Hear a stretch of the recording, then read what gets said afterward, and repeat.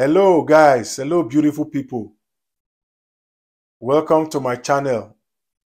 Hope you guys are having a great week and I hope you guys are doing okay.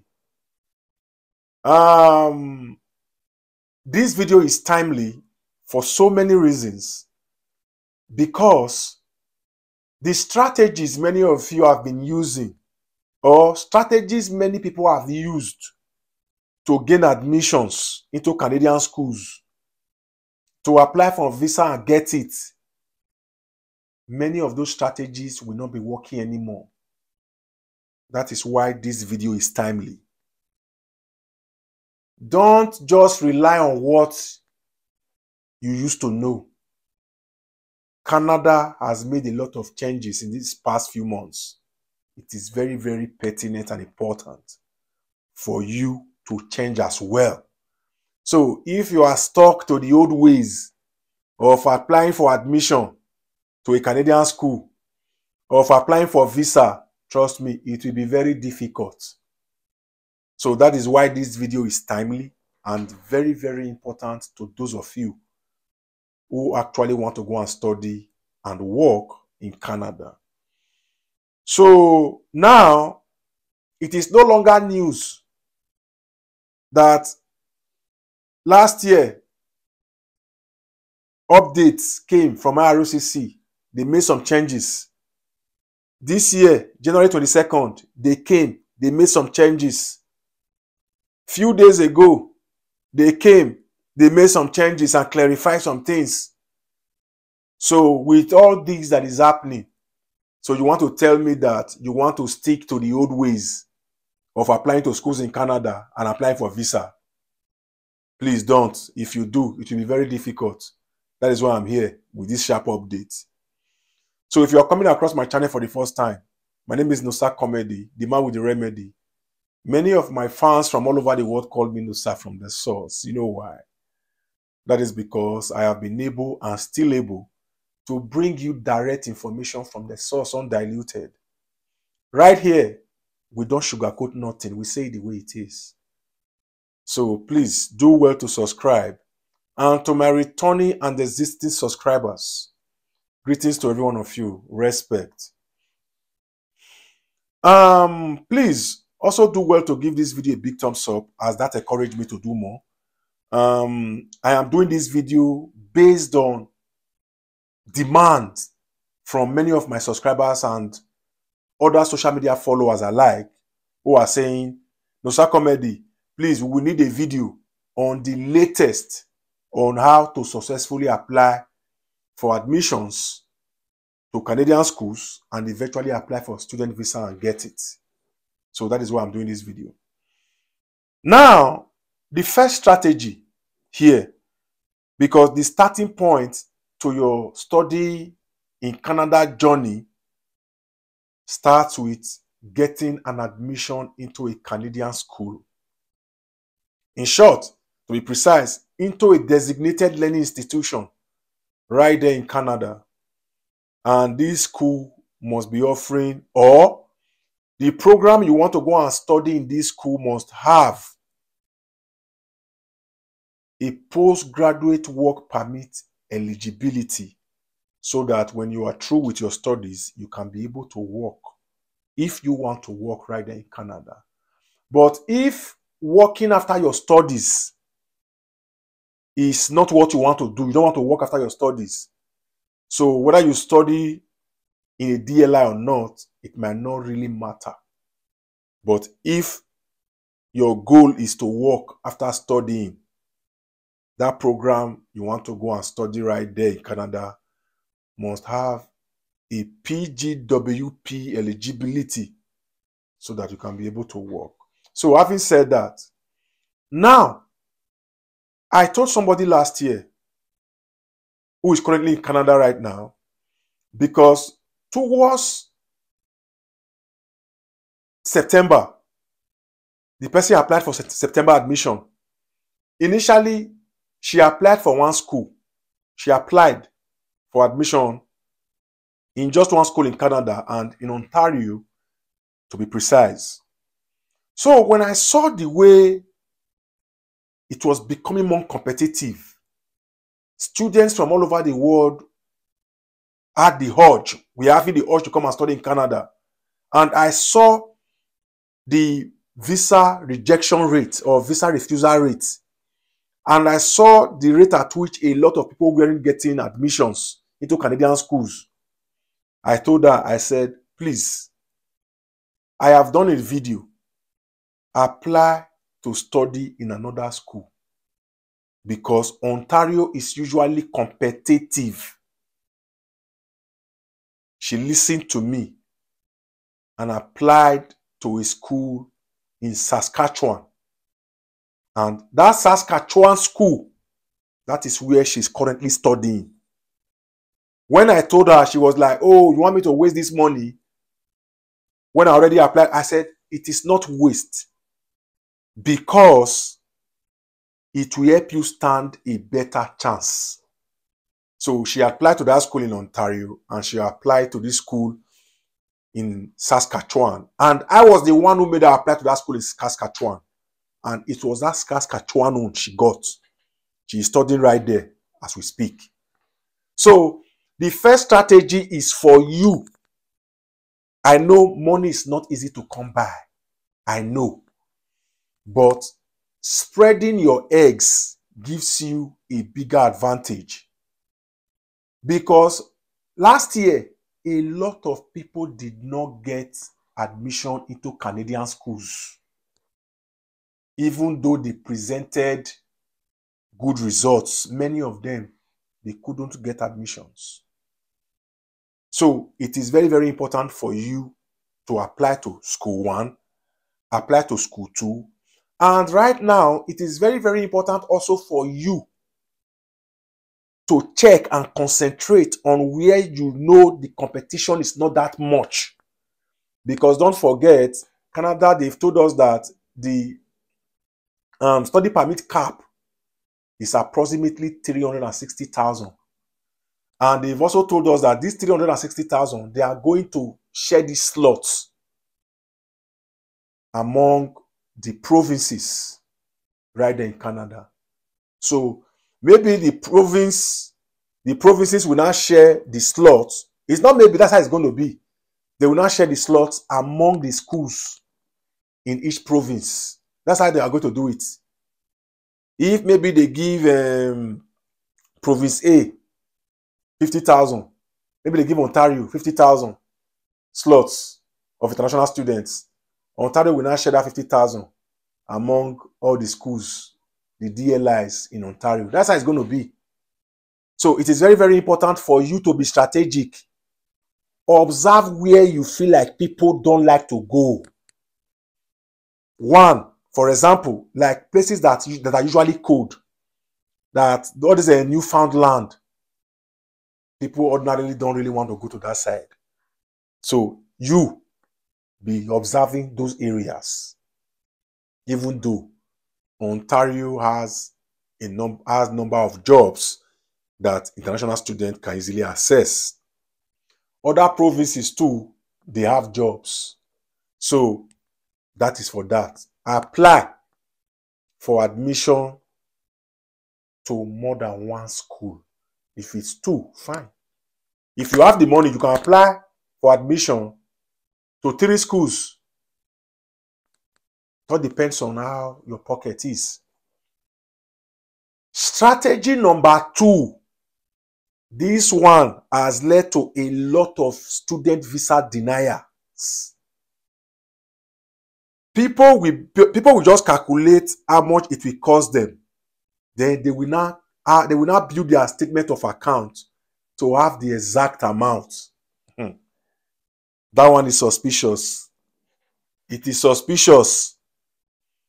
Now, this is why you need to have more than what it will cost you to study in Canada. Because if you don't think like the visa officer, getting a Canada student visa will be very difficult for you. It will be very difficult.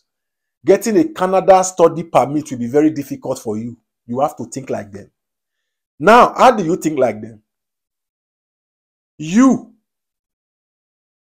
that have said you will be going to Canada and coming back home, in your statement of purpose, in your SOP, you have said it, that your goal, your aim is to come to Canada and study just to better yourself, acquire Canadian education, and to use it to add meaning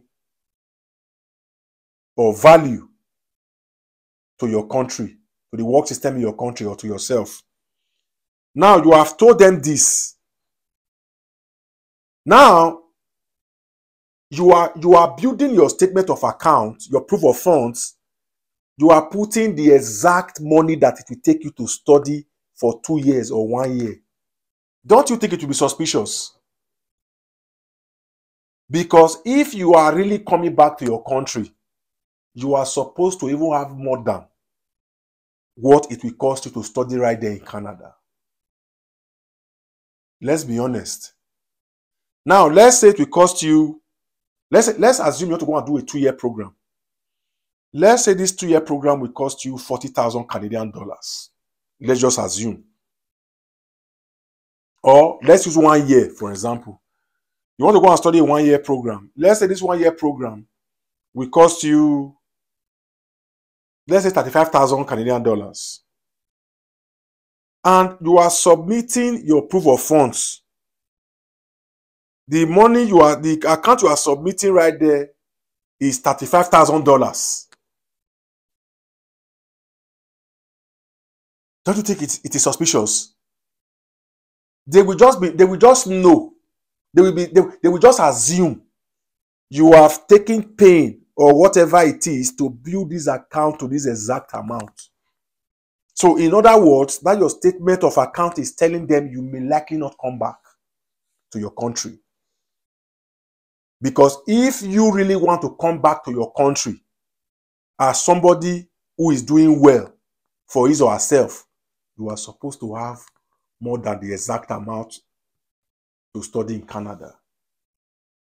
Because last year, a lot of people reached out to me telling me, Noxacomedy, my visa just got rejected. I just got a refusal, even though I had a big proof of funds.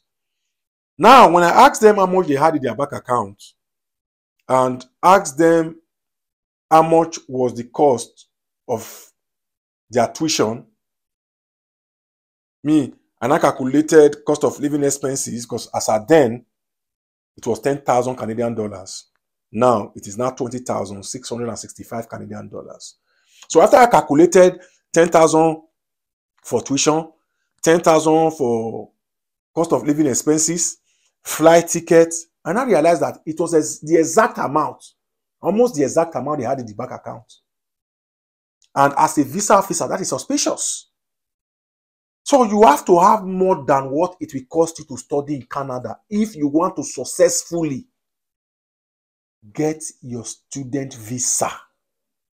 If you want to successfully get your study permit, note this, because this led to a lot of visa rejection, a lot of visa refusals last year. So please, take note. Take note. Number 3. In your SOP, in your statement of purpose, try as much as possible to convince these visa officers that you will be coming back to your countries. Because, like last year, this statement of purpose, people are taking it for granted. But it has led to many visa refusals. People may not even be aware. Do you know that when they refuse you visa, when they are telling you in the decision letter that the visa officer wasn't satisfied that you were going to come back to your country, do you know what could have led to that? You may have family ties.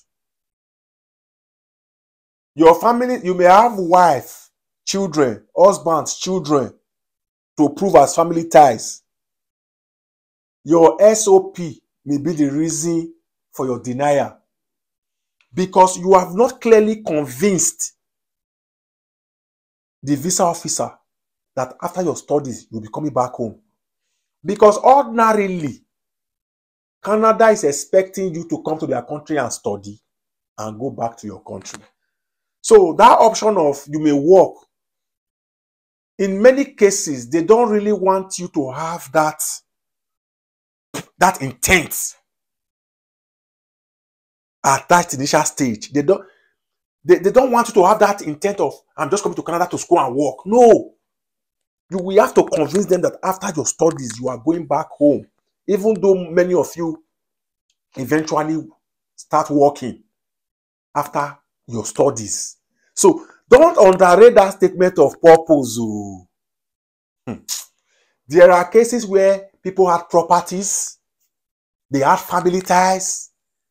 The visa officer still told them in the decision letter that he or she is not satisfied that if this person finish their study in Canada, they will come back home to their country or they will go back home. So the guy was checking everywhere. And when I saw a copy of his statement of purpose, I just told him, I said, this is the reason why they denied you. Because initially he was saying, I have family like this, my wife and kids, they are in Nigeria, like this. I have a property, I have a house, I have a landed property, but they still denied me the visa, and he had a lot of money in his bank account. But that statement of purpose, they weren't convinced. You have to carefully craft that statement of purpose. Many of you are not talking about it too, because people just see it as, that is not what to concentrate on. Imagine you have taken your time to gather proof of funds. You have done everything, pay admission fee to apply for school in Canada. You have paid part of the tuition. But that paper, you underrated the paper. For your mind, that is the less important. That SOP is as important as everything you are carrying. It's as important as every document you will use to apply for visa. So if you want to be successful in gaining admissions in Canada this year to a Canadian school, getting your student visa, study permit, and eventually going to Canada to successfully finish your study and work, these three strategies, hold and wear. And don't forget, family ties is also very important. We all know that. I just decided to make this video to let you guys understand that these are the things you have to concentrate on. So that is it. So in the comment section of this video, as usual, tell me what you want me to make a video on next, and I will deliver. And also, please give this video a big thumbs up. And also don't forget to subscribe. Till I see you in my next video, guys, I wish you success in your visa applications. I wish you success in your admission applications to these Canadian schools. And I hope and I wish and I pray that many of you will get this Canada student visa this year. Till I see you in my next video, guys.